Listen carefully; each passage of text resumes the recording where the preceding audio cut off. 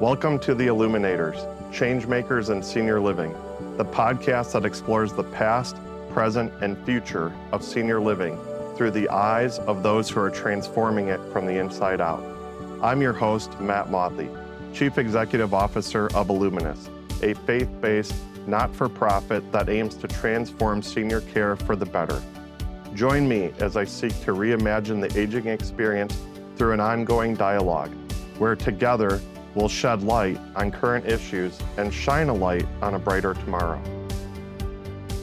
Thank you for joining us. I'm here with Patty Moe, who's Regional Director with New Horizon Foods, which is a strategic partner of Illuminus, and want to talk and get some of your background, and we'll talk about your time with us and Culinary. But you have a fascinating background because you came through a very atypical way, and that you started out as a police officer. I did. I spent 10 years with the Minneapolis Police Department in Minnesota. I got into culinary at a very young age. My brother was a formally trained chef.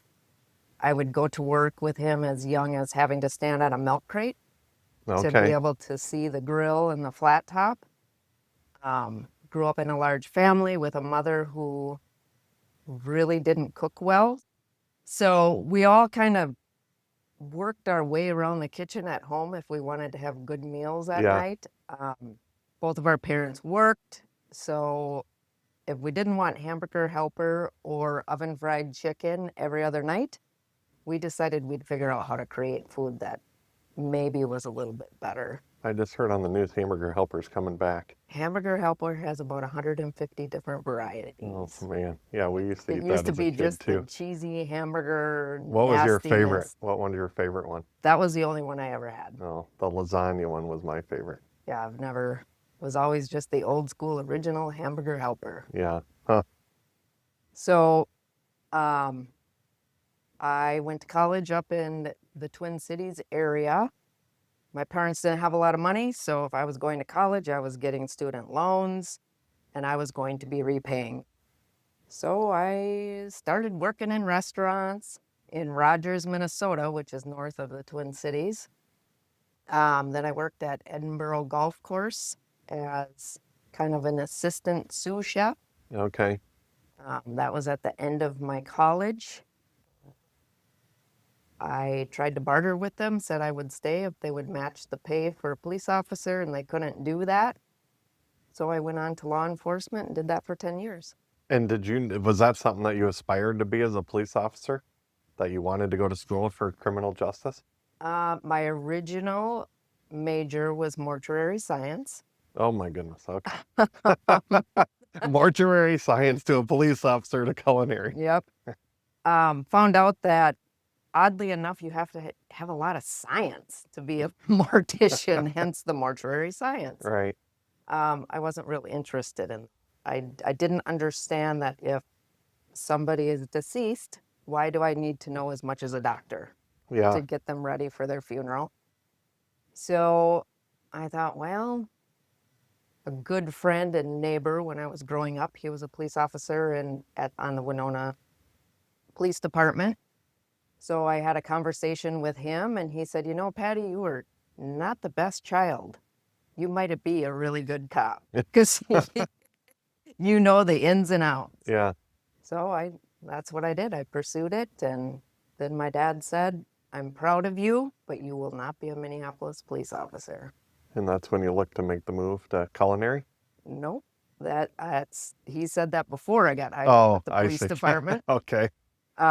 And I said, Dad, I'll be a police officer wherever I can find a job because I have student loans I need to pay back. Yeah.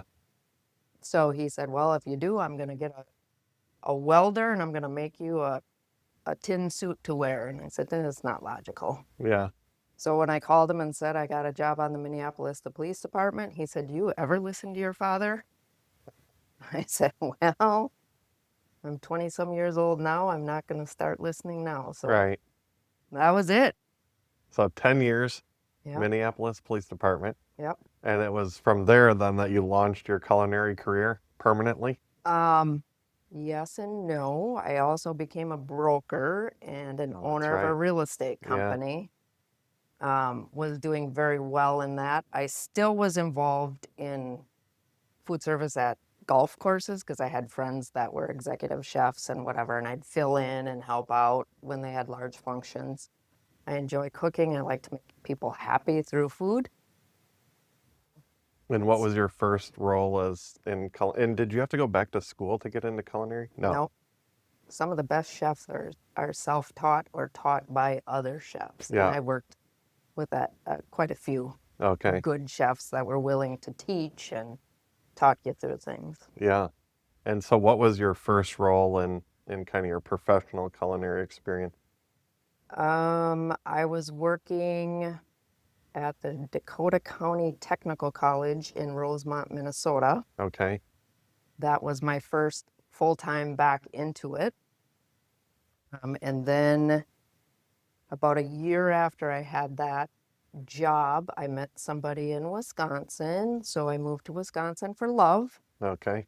And then I worked for a large food service company in the independent school segment of that at St. John's Military Academy in Delafield. Then I went to Carroll College and then University School of Milwaukee in Brown Deer. And that was my last job before joining Illuminus.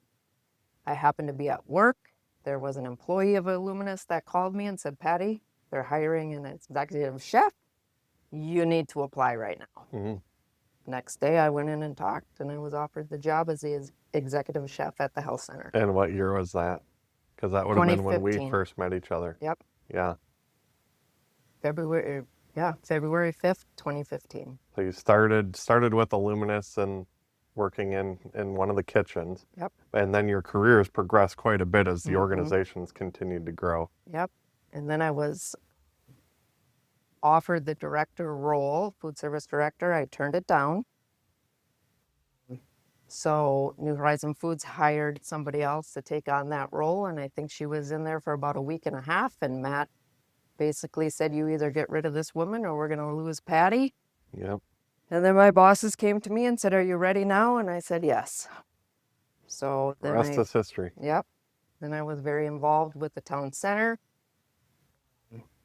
And that was back when we had just the one location. Yep. Yeah. And so I want to talk about just kind of now your time in senior living. And you had mentioned earlier that culinary services has been a passion of yours for really since you were a little girl. Just talk more about what excites you about the culinary services. Well, if you don't have food, you don't live. Food and water. Food is involved in almost every social aspect of everybody's life. I like to eat. So I do like I. to eat good food. I do too. Good wine. Yes, and I like my food to look nice on a plate. I'm just very passionate about it. When I turned 40, I went out and bought a new set of china, new silverware, invited 12 of my closest friends over to my home, made a 7-course meal. And when you invite 12 friends and it's your 40th birthday, it's a huge deal. And what do you want for your birthday? And I said, all I want is for you to come and let me do this for you. Do not bring me anything. Yeah. And they were dumbfounded. And I said, food is life.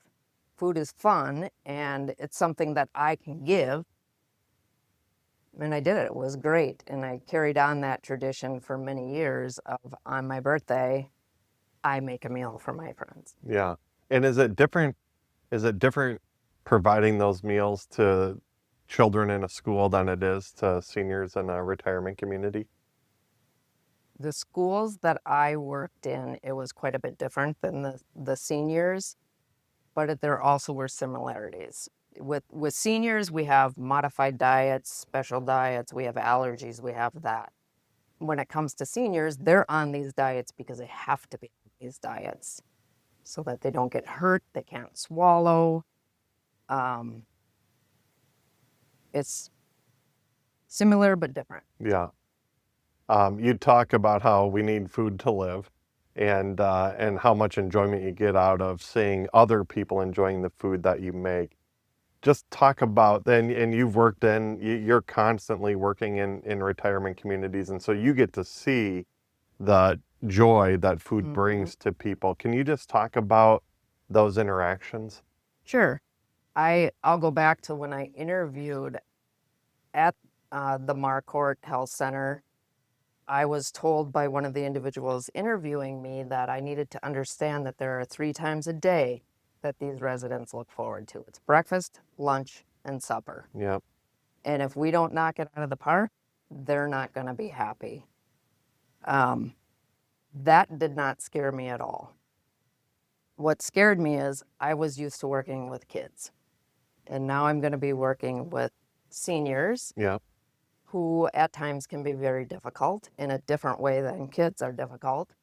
So I had, went home and thought about this, and is this really going to be right for me? And I took on the challenge. And the first thing I did was be out in the dining room and talk to the residents, ask them how their food was, listen to them, go, hold food committees, go to resident council, listen to them tell their stories. And if you can give them food at the same time you're talking to them, and it's good food that they can enjoy, it's a win. Yeah, well, and you're a perfectionist. You want it to be perfect for them. Yep. Which they appreciate, for sure. Talk about you have managed culinary staff for a very long time. Just talk about the challenges of working in culinary services in long-term care organizations. Sure. I think the biggest challenge is finding cooks that want to cook for seniors. If they have gone on to culinary school and they got a degree, they have this grandiose idea that they're going to work for Gordon Ramsay in one of his restaurants or some 5-star restaurant in a bigger city. And working in a kitchen and cooking for seniors to them it's not attractive. So what I tell them is we have the ability to be as creative as we want. The majority of the residents are eating a regular diet. We cook from scratch. We make it flavorful for everybody. And you're not at work until 2 a.m. Right. But there's still that stigma. It's a nursing home. It's a senior living community. I don't want to work there. Anybody can throw some slop together. We don't serve slop to our residents. Illuminus has got the gold standard, and that's what we live up to. And what do you see as some of the, we talked about the challenges. What about the opportunities of working in culinary services? What do you see as those opportunities for people looking to get into this profession?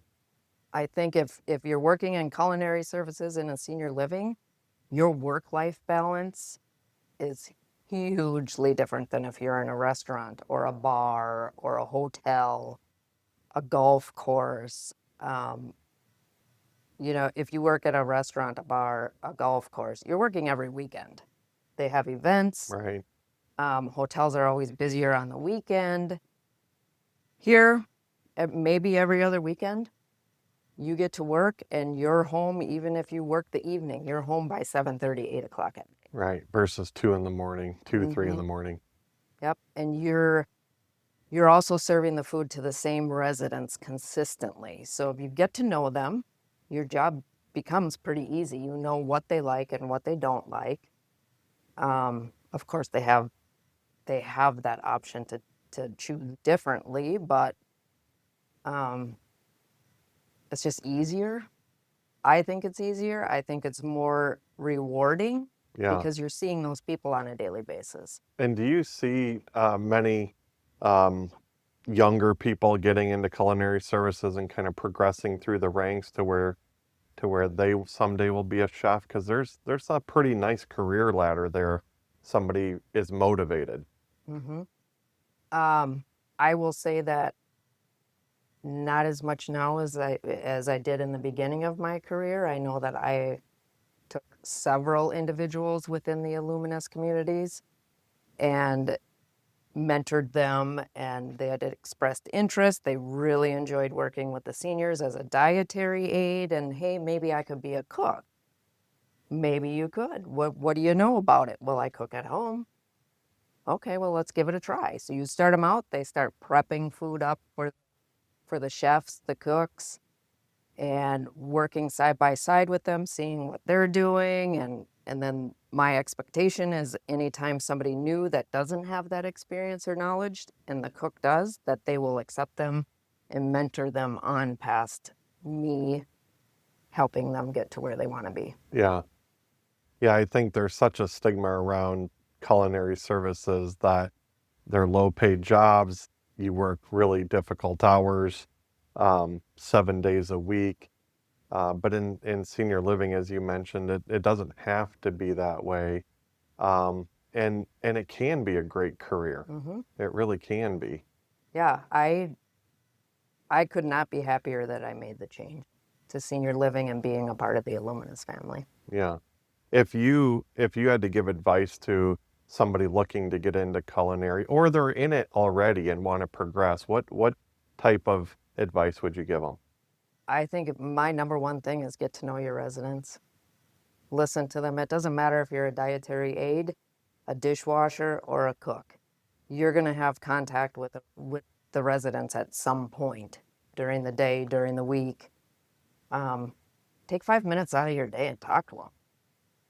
Get to know them, because the more they know us in the kitchen, the happier they're going to be. The more comfortable they feel that, hey, I really know Patty. I can tell her that last night's supper was really, really bad, and she's going to listen to me and correct it. Yeah. I know you're huge on cooking with fresh ingredients, fresh vegetables, fresh fruits. Talk a little bit about, why you feel so strongly in that and the quality product that it can produce.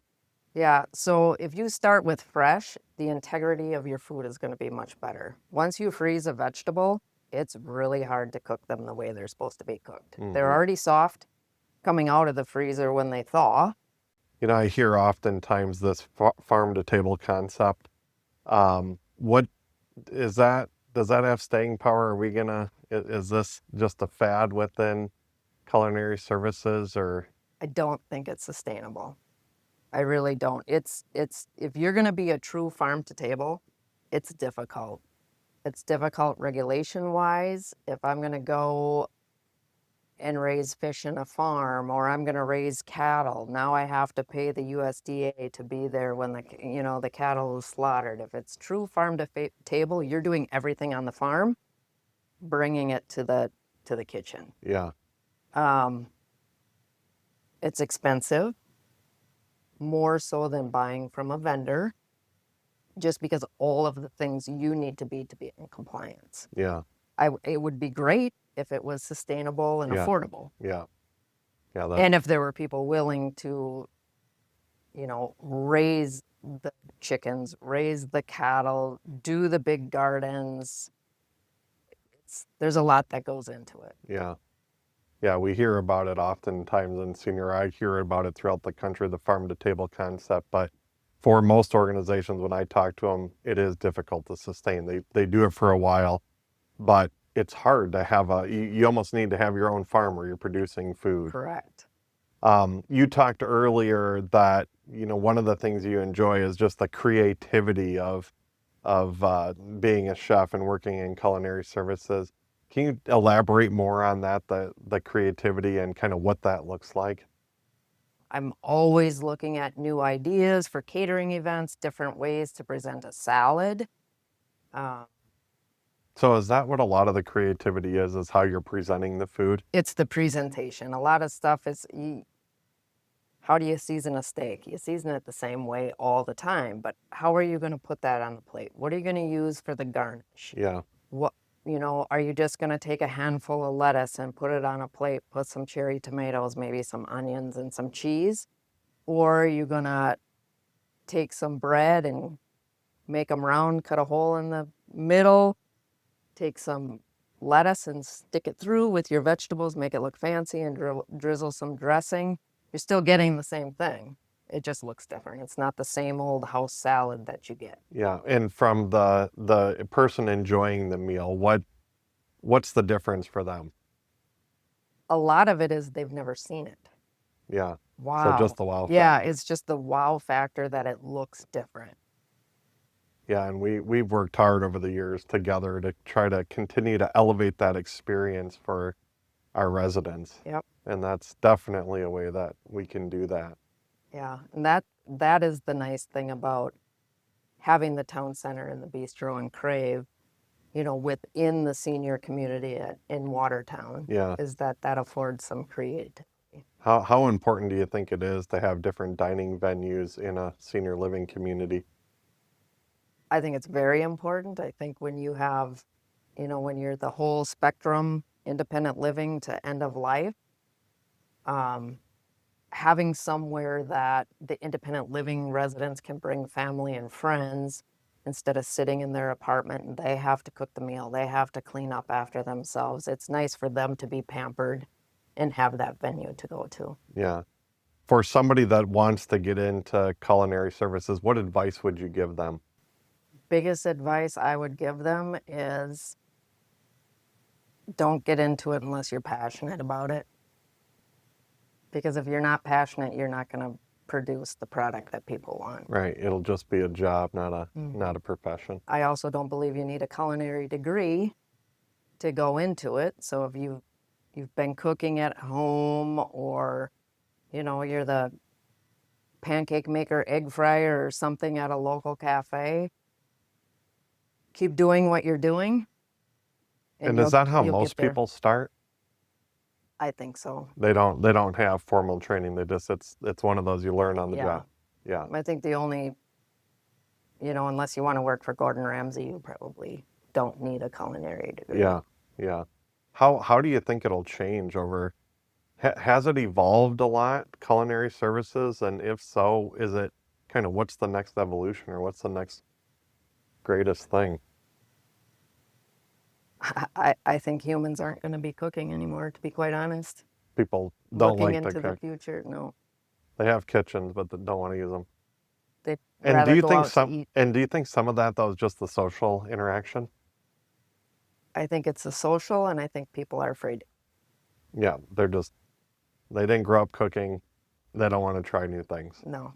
And they don't have a palate, so that means they need a recipe. And if you cook by a recipe, you make more dishes than are necessary. And if you don't have the proper measuring cups and measuring spoons, then they just throw in the towel because they don't think they can do it. Yeah.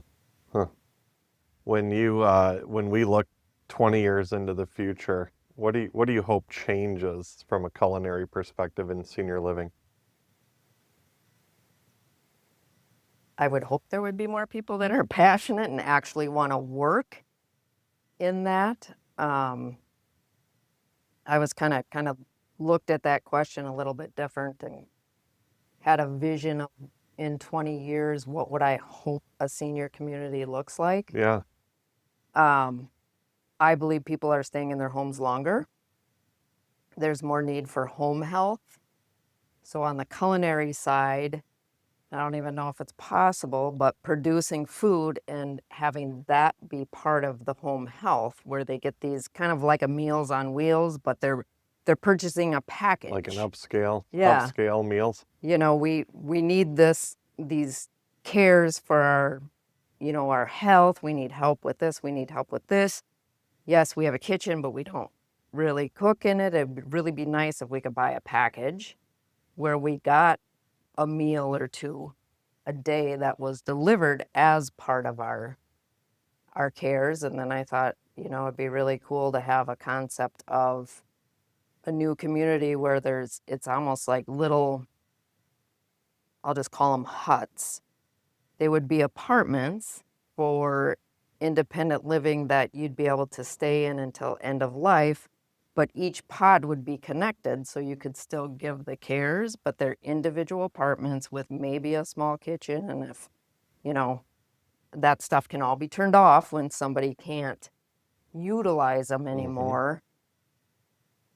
But they're feeling more like they're at home instead of in an institutional setting of having a room with a bathroom and a bed and a chair. Yeah. For residents that live in independent living apartments, how do they cook up one meal a day, or are they cooking 2 or 3 meals a week?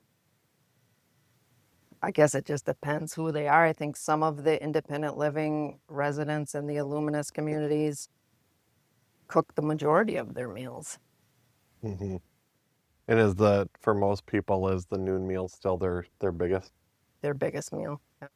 And As then, you get older, you don't eat heavy at night because you're going to bed earlier, and then it just sits in your and in Minnesota, do you call it supper or dinner? supper. Supper. It's funny I've that gone you do to evening meal evening. because when I say suppers, there are some people Yeah. that don't even know what I'm talking about. Do you see regional differences in kind of people's eating habits, or even in their palates of what they like to eat? Yes, there's even a difference between Minnesota and Wisconsin. There's a difference between Minnesota and Wisconsin, and then even within Wisconsin, there's a difference. And so what are some of those differences? Communities near Milwaukee are different than Madison communities. Just the culture, Yeah. the food that they grew up eating. And so is one more meat We and serve potatoes? grits in Really? the Milwaukee area. Yeah. People like grits. Yeah. I'm not sure they would go over real well in Madison unless it was a fancy shrimp and grits meal. Yeah. How many different diets are there? There's a lot. And how challenging is that? The biggest challenge is getting the product to make those and the amount of the product that we have to buy. Yeah, for the different diets. Everything we buy has to come in a case. Yeah. What's the most difficult diet to manage or cook to? I would say if somebody is a true celiac, that would be the most difficult, and we truly can't prepare food for them Yeah. because we don't have a gluten-free kitchen. Right. There's so much And gluten. you walk into any kitchen, there's going to be flour in it, and it's going to be in the air. So if somebody is a severe celiac, they could get sick, Yeah. even though we're preparing food made without gluten for them. Yeah. Talk a little bit about the regulatory challenges as it relates to culinary services. You talked about, you alluded to it earlier, Sure. It's following the recipes is the hardest thing for me. but just because you don't like to follow recipes. I don't like to follow You recipes. like to be creative. I like to be creative. I like to make it the way I like it to be, and maybe make it a little bit different, give it some more flavor without, adding salt. There's so much you can do without adding salt, which we don't add any salt to our food for our healthcare side of our dining program. Patty, thank you for joining me today. It was a lot of fun to talk to you and get your views on culinary services in a senior living organization. We have greatly appreciated working with you here at Illuminus. And thank you for watching.